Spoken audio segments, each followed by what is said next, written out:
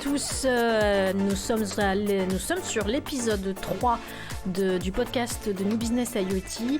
Je suis Guénelle Blanchet, formatrice, consultante et accompagnatrice des entreprises qui veulent entamer leur transformation digitale via l'Internet des objets. Aujourd'hui, nous allons parler chiffres et tendances, puisqu'en fait, aujourd'hui, j'ai reçu beaucoup de mails sur les tendances du marché et je voulais vous en faire partager mes conclusions.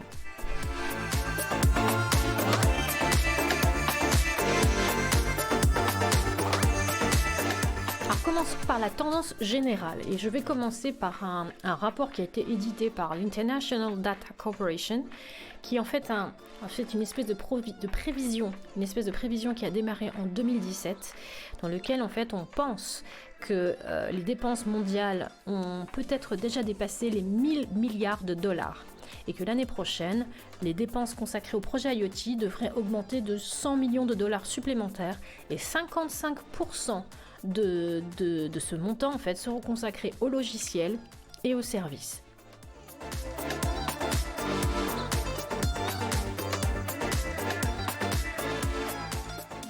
Alors commençons par le secteur des transports. Alors selon Intel, seuls 4,1% des devices seront utilisés pour le transport, ce qui est vraiment très peu vu la masse que représente l'Internet des objets au niveau du marché.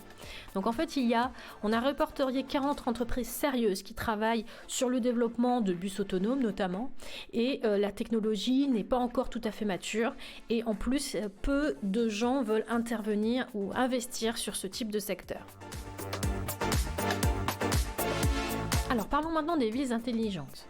Alors j'ai pris des statistiques qui viennent de IoT Analytics, donc qui stipulent que 23% des projets IoT à grande échelle sont des villes intelligentes. Et en fait ces villes intelligentes sont suivies de très près par l'industrie connectée avec 17%, le bâtiment connecté avec 12% des projets, et il note que 45% des projets des villes intelligentes se situent en Europe. Alors c'est dommage, j'aurais bien voulu savoir quels étaient les chiffres dans les autres pays. Alors j'ai un petit peu aux États-Unis, mais j'aurais voulu voir en Asie, donc si ça vous intéresse, on fera des recherches beaucoup plus poussées dans les autres pays du globe.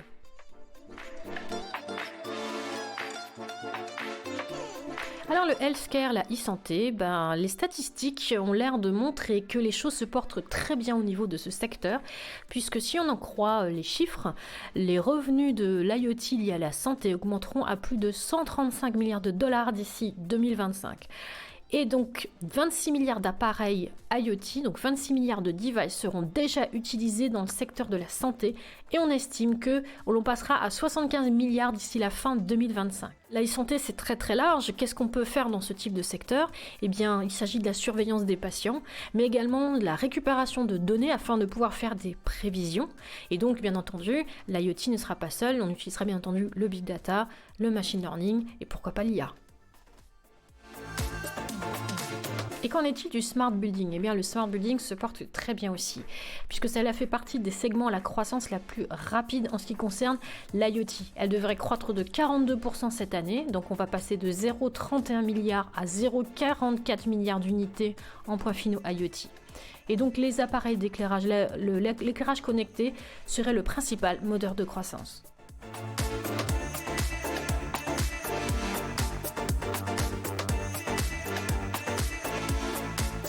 Avant de terminer, je tenais à vous préciser que les chiffres, les tendances que je viens de vous donner ne sont qu'une représentation globale de ce que c'est que le marché de l'IoT et cela ne tient pas compte des spécificités régionales et peut-être tant mieux. Donc ces informations sont à prendre vraiment avec beaucoup de hauteur. Pour vous donner juste un ordre d'idée, il semblerait que les États-Unis aient consacré beaucoup plus d'efforts aux projets liés au transport autonome, alors que globalement, c'est un petit peu le parent pauvre de l'IoT. Deuxième chose, est-ce que ces chiffres tiennent compte de l'ensemble des perspectives et des spécificités régionales ? Ne serait-ce que dans un même continent, il peut y avoir des tendances complètement différentes.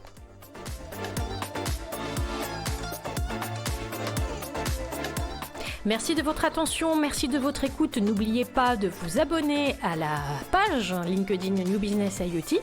N'oubliez pas également qu'en ce moment, une formation est proposée sur les perspectives business et technologiques de l'Internet des objets. Cette formation est totalement dédiée aux débutants, c'est du sur-mesure et c'est en ligne. À très bientôt pour l'épisode 4.